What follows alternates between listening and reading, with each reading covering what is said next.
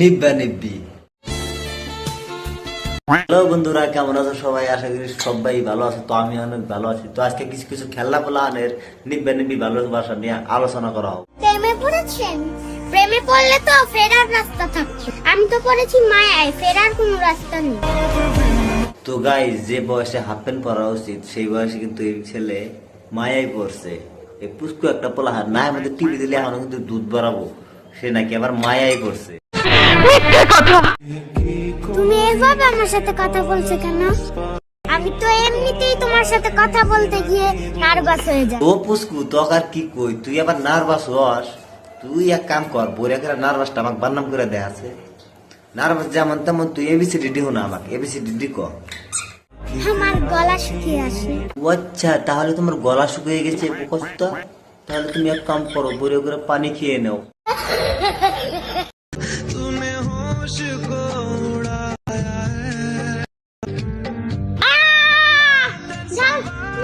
জাল লেগেছে, জাল লেগেছে।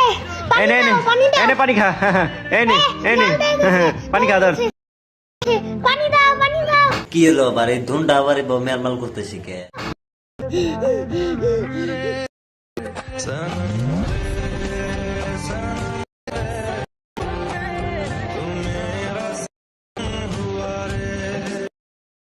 সবকিছু তো ঠিকঠাকই দেখতেছি, কিন্তু এই ন্যাকামিটা কিন্তু আমি কোনদিন দেখছিলাম, মনে পড়তেছে না ভালো করে।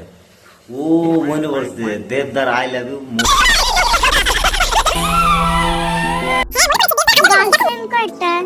একটাই জোড়াতে পারি না, আবার কয়টা? তা বাবু ময়না, তোমার একটা কথা কই, তোমরা এই অল্প বয়সে এত ট্যালেন্ট ঠিক লাগবে কিবা কইলে? মানে আমি ফার্স্ট? হ্যাঁ।